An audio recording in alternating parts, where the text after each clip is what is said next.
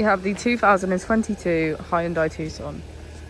This is a hybrid electric vehicle. It has done just under 23,000 miles with an automatic transmission.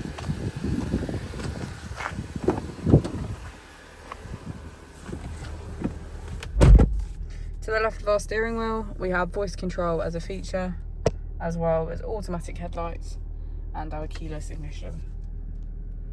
On the right, we have assist and automatic wipers. Moving on to our screen, we can access our map, navigation, button settings, radio, media, and setup. If we put the vehicle into reverse, we can see that it comes with a 360 degrees camera with parking sensors. Just below our screen, we have our AC, which includes heated seats on either side and a heated steering wheel. Using our drive mode button, we can switch between sport mode and eco.